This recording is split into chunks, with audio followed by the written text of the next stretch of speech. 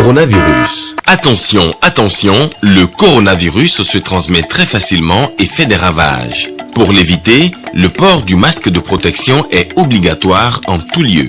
Dans l'administration publique ou privée, dans les réunions, les rencontres, dans les marchés, les magasins, les boutiques et lors des déplacements, le port du masque est obligatoire. Même dans les lieux privés, dès lors que l'on n'est pas seul, le masque doit être le fidèle compagnon. Mais attention, le port de masque de protection ne dispense nullement d'appliquer les autres mesures de prévention, notamment le lavage des mains à l'eau et au savon et l'observance de la distance de sécurité sanitaire d'au moins 1 mètre entre personnes. Enfin, s'abstenir de porter des gants en vue du lavage régulier des mains à l'eau et au savon ou de l'application de gel hydroalcoolique. Pour tout savoir sur l'épidémie du coronavirus au Bénin, rendez-vous sur le site web www.gouv.bj/coronavirus. Ceci est un message du gouvernement de la République du Bénin. Lutte contre l'érosion sur le segment ouest de la côte béninoise, le gouvernement mobilise plusieurs millions de dollars pour ériger des infrastructures au Bénin et au Togo.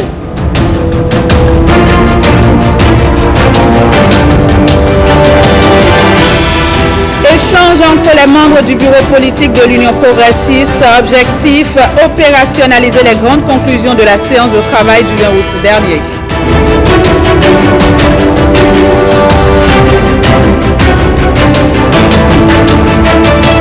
Puis nous nous intéresserons aux difficultés que rencontrent les personnes à handicap dans le respect des mesures barrières du coronavirus, notamment en matière d'accès à l'eau et aux ouvrages d'assainissement.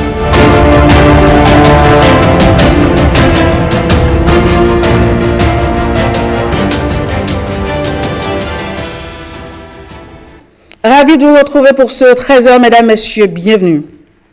Une nouvelle plateforme revendique un second quinquennat pour le président de la République. Son nom, Talon, doit revenir et pour atteindre cet objectif, les membres des différentes coordinations départementales s'installent progressivement ce samedi. C'était le tour de l'Atlantique. Herman Rodrigue-Amégan nous en dit davantage. Un slogan à l'allure d'un impératif et un impératif porteur d'espoir. Talon doit revenir.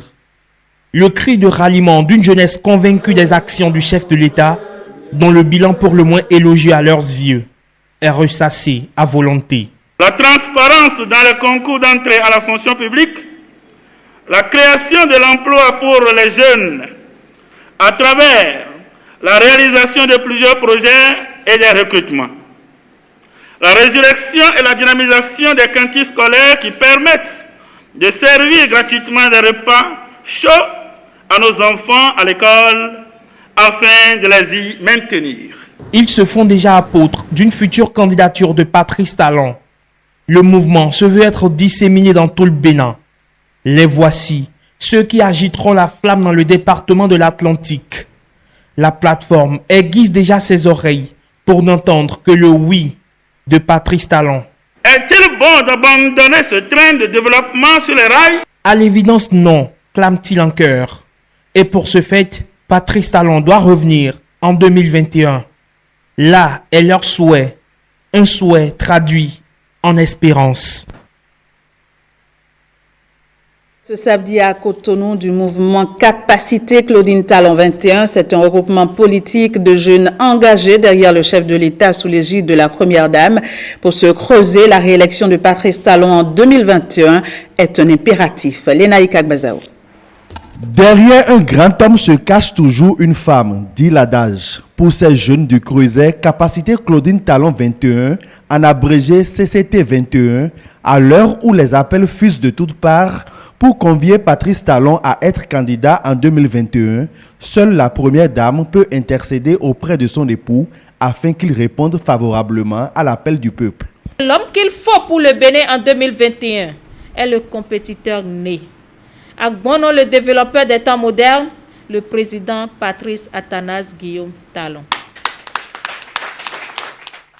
Qu'il vous souvienne, dans la difficile situation en 2012, les conseils de la Première Dame, Maman Claudine Talon, à notre papa ont été salutaires et le fruit a permis aujourd'hui à notre pays d'avoir à sa tête l'homme idéal. Capacité Claudine Talon 21, à fois que la Première Dame, Maman Claudine Talon, peut à nouveau conseiller et convaincre notre papa, le président Patrice Talon, à répondre favorablement à l'appel de capacité Claudine Talon 21 en postulant pour un second mandat. Avec Patrice Talon, le Bénin connaît des avancées significatives dans mes secteurs et le développement amorcé ne peut s'arrêter en si bon chemin. Il n'est plus un secret pour personne aujourd'hui que depuis l'avènement de son Excellence Patrice Athanase Guillaume Talon à la magistrature suprême, notre pays s'est engagé dans une dynamique nouvelle de développement qui impacte considérablement tous les secteurs.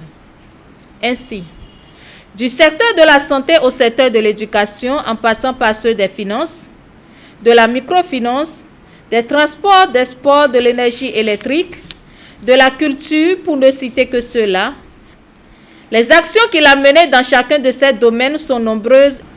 À cela s'ajoute l'assainissement des finances publiques, l'effectivité du numérique dans plusieurs domaines où aujourd'hui, en un seul clic, vous pouvez commander et obtenir votre casier judiciaire depuis votre lit sans tracasserie. Capacité Claudine Talon 21 sonne la mobilisation générale et invite tout le peuple béninois à une union sacrée pour porter encore au pouvoir Patrice Talon en 2021. Ensemble, mobilisons le Bénin avec Capacité Claudine Talon 21 pour la réélection du président Talon en 2021. Le bureau politique élargi aux membres, maires et adjoints de l'Union progressiste a tenu ce vendredi à Cotonou une séance d'échange, un atelier qui vise à opérationnaliser les grandes conclusions de la séance de travail du 20 août dernier. Celle-ci, rappelons-le, s'était déroulée en présence du chef de l'État. Les précisions avec Osenia Déliqué.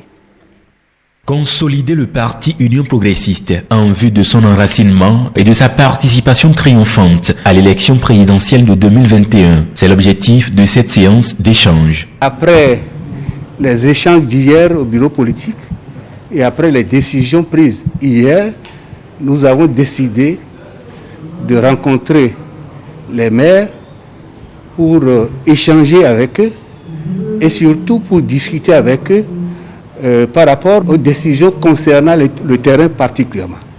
Nous devons évaluer les élections communales, apprécier les difficultés rencontrées, apprécier les résultats obtenus et envisager des perspectives.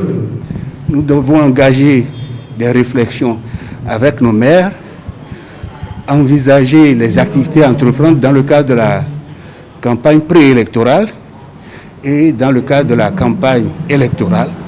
Nous devons commencer à échanger sur notre probable candidat et sur le programme envisagé dans le cadre du projet de société de notre candidat. Maires, adjoints au maire, membres de l'Union progressiste, ils sont nombreux à répondre présents. L'atelier est initié dans le but d'opérationnaliser les grandes conclusions de la séance de travail du jeudi 20 août 2020 entre le bureau politique du parti, la direction exécutive nationale, les maires et leurs adjoints en présence du chef de l'État. Je suis très fier des responsables de mon parti qui ont un grand sens d'organisation.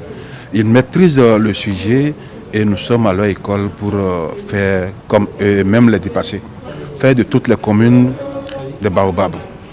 Implanter la couleur jaune à toutes les communes, à tous les arrondissements, à tous les quartiers et villes du Bénin. Je pense que c'est pas fréquent dans les partis. C'est pas fréquent. Il y a tout un vaste chantier que le parti a en projet. Et déjà, le fait de participer à la session de la direction exécutive nous donne l'occasion de vivre tous ces projets qui sont en cours. Nous en sommes très fiers parce que nous avons eu l'occasion de constater que notre parti a fait beaucoup la promotion de la jeunesse. Je pense que nous sommes outillés aujourd'hui. Il y a des directives claires qui ont été prises que chacun de nous va s'employer à mettre en exécution. C'est une rencontre très importante qui montre que l'UP est en train de tenir ses promesses de campagne. Et ceci rassure prochainement les militants qui sauront qu'ils ont effectivement un soutien derrière. Parce que par le passé, lorsque vous finissez les élections, vous n'attendez plus rien et personne ne vous organise plus. Cette séance consacre le lancement d'une série d'activités comptant pour les préparatifs de l'élection présidentielle de 2021.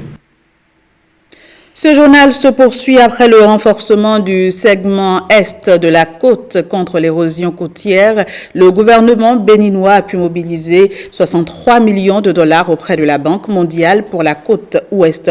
Mais où en sont concrètement les travaux? Élément de réponse avec William Choki. Des travaux de construction de digues sur la côte ouest du Bénin. Des actions de protection supervisées en personne par le président de la République.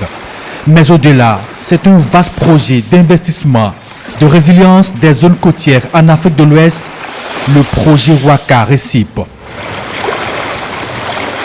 Il est prévu la protection du segment de côte transfrontalier, Grand Popo à Baudranfort, dans le Togo voisin. 63 millions de dollars mobilisés par le gouvernement auprès de la Banque mondiale. Les études de faisabilité technique entre le Bénin et le Togo sont terminées. En cours actuellement, les études de levée topographique et bathymétrique pour mieux réussir les dimensionnements des ouvrages.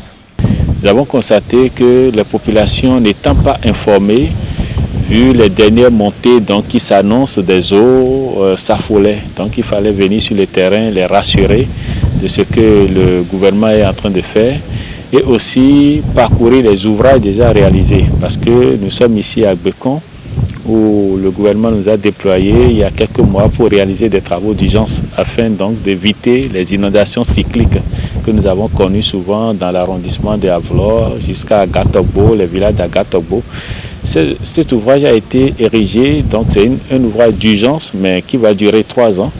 Pour éviter donc ces inondations. Il y a aussi donc l'embouchure de la Bouche du Roi qui a été ouverte donc de façon mécanique, toujours pour protéger les populations des inondations et en même temps protéger aussi la route donc de la voie du 10 janvier. Outre les réalisations physiques, le projet prend en compte le volet social. Plusieurs coopératives sélectionnées ont reçu des financements. Une sélection qui a mis un accent particulier sur la forte participation de la gente féminine. 32 coopératives ont été sélectionnées pour pratiquement 268 millions de francs CFA que nous avons investis pour la première génération des activités génératrices de revenus.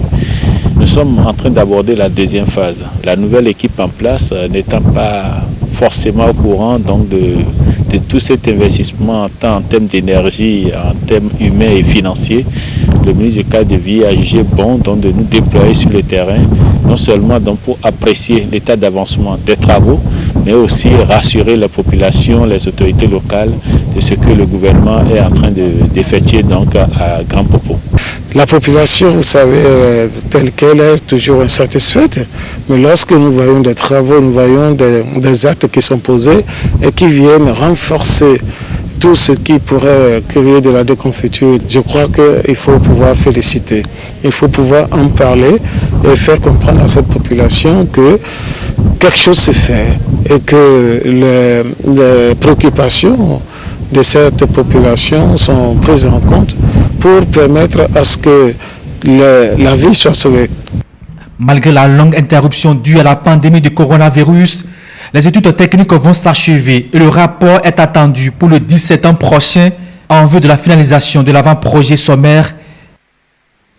Le colloque sous-régional qui se tenait au Bénin ce 20 et 21 août dernier au sujet de la contribution des forces de défense et de sécurité à la lutte contre la pandémie de coronavirus est refermé. À l'issue des échanges, nous avons recueilli pour vous les impressions de 2 membres du comité d'organisation. Ils étaient au micro de James William Baguidi et Alexis Kenom. L'objectif du colloque était de revoir un peu les contributions des forces de défense et de sécurité dans le cadre de la gestion de la crise multidimensionnelle liée à la pandémie de la Covid-19. C'était le premier. Le second objectif, c'est de faire une analyse comparée de ces contributions dans l'espace CEDEAO. Et le dernier objectif, c'était d'élaborer un référentiel en matière de participation des forces de défense et de sécurité à une gestion de crise. Vu les contributions diverses de part et d'autre, avec nos partenaires par visioconférence, l'objectif a été largement atteint. Il est question maintenant d'élaborer le référentiel en la matière à partir des éléments d'analyse, à partir des inputs que nous avons pu obtenir à travers les différentes contributions des uns et des autres. Nous allons faire en sorte que d'ici une dizaine de jours, qu'on puisse élaborer un document à diffuser au niveau non seulement au plan national, mais au niveau de la sous-région, comme il est prévu. Il y a dans notre pays, en tout cas en Afrique, il y a une participation extrêmement importante des forces de défense et de sécurité dans la gestion de la Covid, aussi bien au niveau logistique, au niveau de la sécurisation des personnes et des biens, mais surtout au niveau de la prise en charge au niveau des hôpitaux militaires. Et les travaux qui ont eu lieu ici permettront d'avoir des recommandations sur les manquements, sur les atouts et les faiblesses, sur les opportunités et les menaces qui sont de plus en plus nombreuses que les forces de défense et de sécurité doivent se confronter avec, parce que vous savez, dans la sous-région, il y a plein de choses. Il y a le djihadisme, la crise économique, la crise sociale liée à la pandémie de la Covid. Mais au-delà, il y a effectivement aussi la question de l'intégration régionale et sous-régionale. Et dans toutes ces questions, les armées jouent un rôle extrêmement important. Dans le respect des mesures barrières, tout le monde n'est pas logé à la même enseigne. Le reportage que vous allez suivre s'intéresse aux difficultés des personnes handicapées. Jean-Claude James et Calvador Aronou abordent la question sous l'angle de l'accès à l'eau et aux ouvrages d'assainissement. Regardez. Appuyez encore, vous pouvez appuyer plus. Voilà. Le lavage des mains à l'eau et au savon. Un geste barrière simple, mais qui devient un casse-tête pour les couches vulnérables. Et pour cause, l'inexistence parfois du dispositif ou la mise à disposition d'un modèle non adapté. Une forme d'inégalité dans la lutte contre la pandémie. Il faut en plus envisager un programme spécial. L'équité, comme je l'ai dit, ce n'est pas l'égalité. L'équité permet de servir tout le monde, mais d'avoir une attention particulière à ceux qui ne peuvent pas. Ça permet d'éliminer les inégalités d'accès et donc d'avoir une lutte efficace contre la Covid-19. Je vais vous donner dans le secteur de l'eau comment l'équité est pratiquée en Afrique du Sud. On leur donne 5 mètres cubes d'eau par mois. On essaie de repartir cette charge-là sur les entreprises, sur les gros consommateurs et qui ne pèsent pas. Comme Félix, elles sont nombreuses ces ONG qui œuvrent dans le secteur eau et assainissement et qui ont constaté ces mêmes inégalités et qui contribuent à son élimination. On a formulé un nouveau projet spécifique contre le Covid-19. Ces orientations et ce nouveau projet nous a permis de mettre à la disposition, que ce soit des personnes handicapées, des personnes vulnérables, du gouvernement et les cibles de nos autres interventions, le matériel de protection, le matériel de laboratoire, des dispositifs de lavage de mains, des bavettes, des affiches de sensibilisation. En s'intéressant à une problématique du genre, ces membres d'ONG souhaitent que le Bénin puisse relever le pari de l'objectif de développement durable numéro 6, garantir l'accès de tous à des services d'alimentation en eau et d'assainissement gérés de façon durable. Comment se porte le dialogue social au Bénin? Le Conseil national du dialogue social vient de déposer son rapport de 2019. Le dit document a été présenté à la presse ce mercredi. Regardez. L'état du dialogue social au Bénin en un seul document.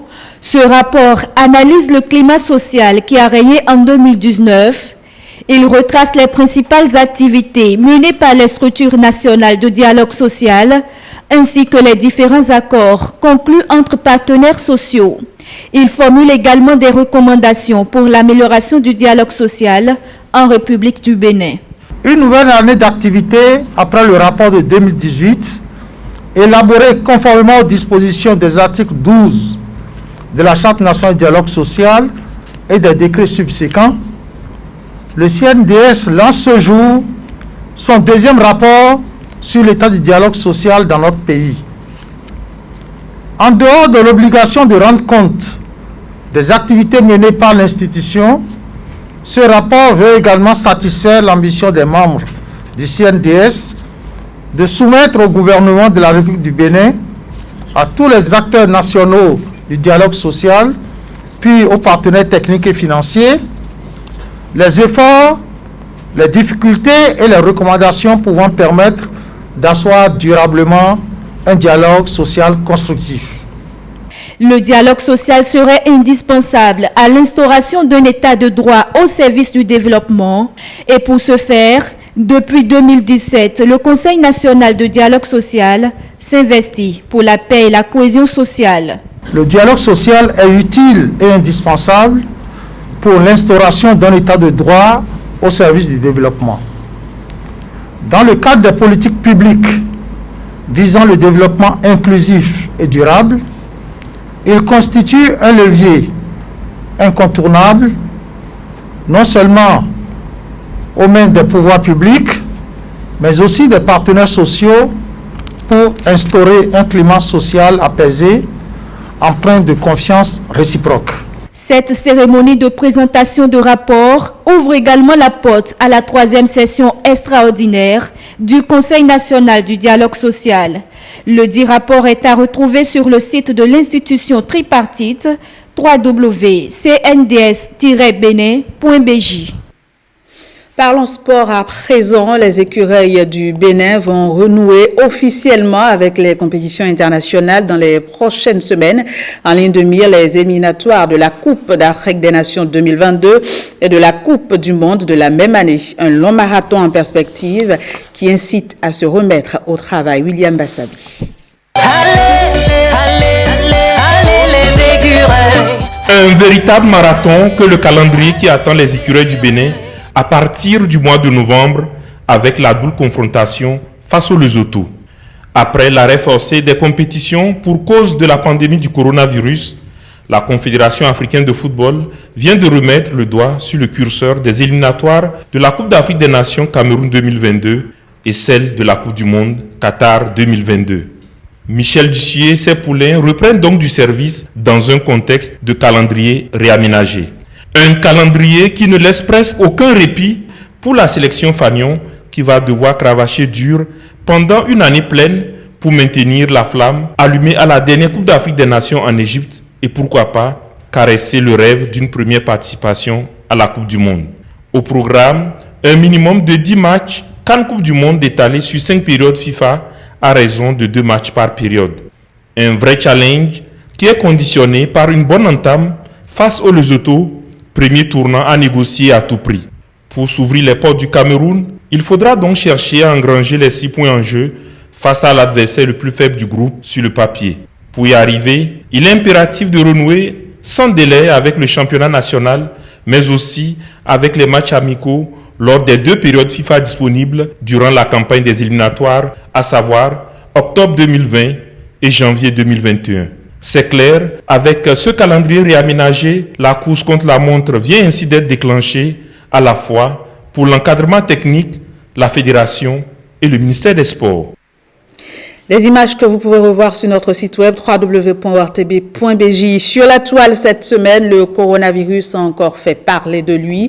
Le nouveau témoignage d'un survivant du mal a ému les internautes et dans le même temps, un homme d'affaires chinois s'est offert les services d'un joaillier israélien pour lui fabriquer un masque unique. Regardez. Beaucoup d'émotions sur la toile cette semaine et ça commence avec un nouveau témoignage d'un survivant de la Covid-19. Dans un test publié sur Facebook, le journaliste André Dossa de la télévision Canal 3 Bénin a raconté sa mésaventure avec la maladie. Testé positif à la Covid-19, le plus dur selon les mots du confrère, ce fut la gueusie, une perte totale du goût et de l'appétit. Après 2 éprouvantes semaines de traitement, il a recouvré sa santé et en profite pour sensibiliser. Prenez soin de vous, respectez les gestes barrières, a-t-il écrit en conclusion de son message. En parlant de respect des gestes barrières, certains sont prêts à mettre le prix pour se protéger. C'est le cas d'un homme d'affaires chinois vivant aux États-Unis à l'origine d'une commande des plus insolites. Ce dernier a sollicité les services d'un joaillier israélien pour lui fabriquer le masque le plus cher du monde. Le masque en question sera en or blanc 18 carats, incrusté de 3600 diamants blancs et noirs. Son coût est estimé à 1,5 million de dollars. Reste à savoir si à ce prix, ce masque le protégera vraiment. Retour au Bénin, précisément sur l'actualité de celle qu'on surnomme désormais l'héroïne de Woria. Sakina Aruna, la jeune femme qui a sauvé 5 personnes de la noyade sur le fleuve Okpara, a été reçue par le président de la République, Patrice Talon, le mercredi dernier. Après un bref entretien avec le chef de l'État, elle a aussi été élevée au rang de chevalier de l'Ordre du Mérite du Bénin. Une reconnaissance appréciée par les internautes. C'est un fait plutôt rare que de voir la République mettre en avant une de ses filles sans que cette dernière ne soit politicienne, fonctionnaire, société civile ou encore actrice du numérique. Juste une béninoise qui aime ses semblables, Madame Sakinatou Aruna. Merci. Pendant ce temps, le coup d'état militaire au Mali divise les internautes sur la toile. Certains condamnent fermement la prise de pouvoir par les militaires à l'image de cet internaute qui écrit « Il n'est pas question ici d'être partisan ou pas d'Ibeka. C'est une solution de facilité que l'armée à chaque fois saute de ses casernes pour s'imposer dans le jeu politique. Sa place n'y est pas. » Pour d'autres, cette issue de la crise politique malienne était prévisible, comme l'explique cet observateur de la vie politique au Mali. Tout observateur du Mali sait que, contrairement à ce qui se voit de loin, le rejet d'Ibeka n'a pas commencé il y a quelques mois, mais depuis sa réélection en 2018, suite à une élection qui était tout sauf crédible et transparente. À ceci s'était ajoutée cette forme de gestion familiale du pays que voulait instaurer le président, notamment autour de son fils.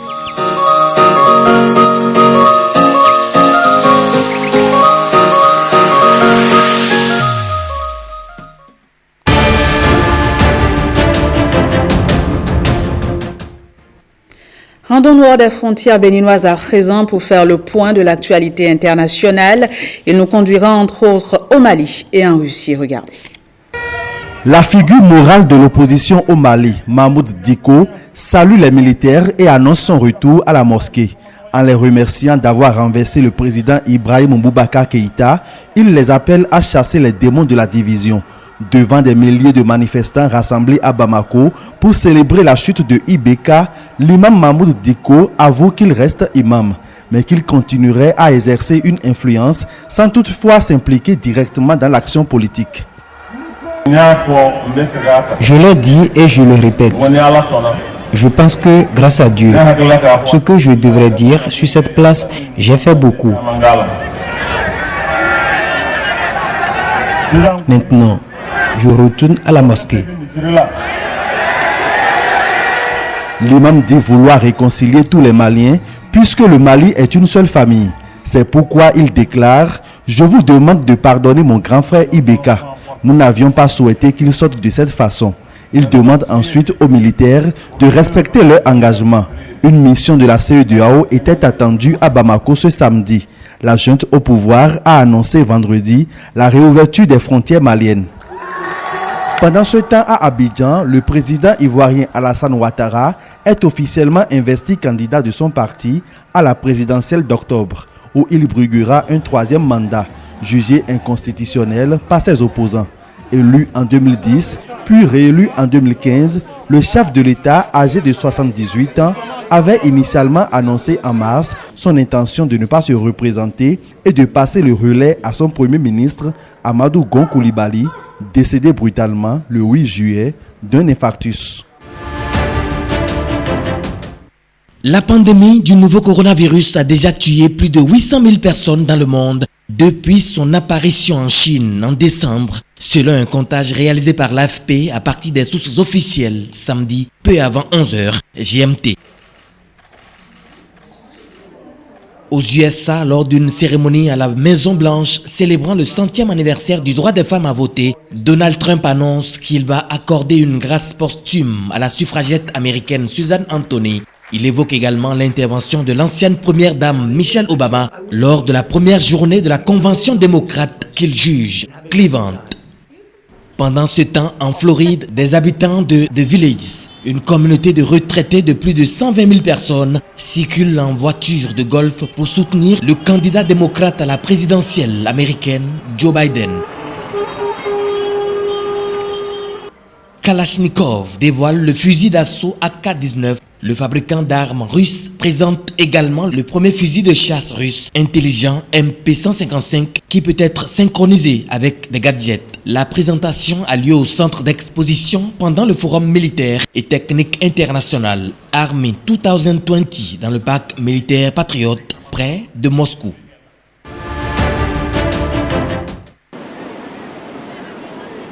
Du sport, ambiance place du Rossio à Lisbonne où il y a de rares supporters à la veille de la finale de la Ligue des Champions entre le Paris Saint-Germain et le Bayern Munich. Et de l'autre côté, à Paris, 3000 policiers et gendarmes sont mobilisés dimanche et l'avenue des Champs-Élysées sera réservée aux piétons à cette occasion. On ouvre les champs à l'ensemble des piétons, c'est-à-dire qu'il n'y ait plus de circulation sur les champs, de manière à ce que les gens puissent remplir l'espace en respectant les règles. On ne le fait de façon exceptionnelle, ce dispositif, que le 31 décembre. On ne l'avait jamais fait en dehors du 31 décembre. On va le faire ici, toujours dans cette logique de respect de la pandémie. Neymar et ses coéquipiers auront le temps dimanche d'augmenter leur joie, mais il ne faut pas vendre la peau du loup avant de l'avoir tué. Voilà, ce sera tout pour ce 13h que j'ai eu du plaisir à vous présenter. Mesdames, Messieurs, merci de nous avoir reçus chez vous. Au revoir et très bel après-midi à toutes et à tous.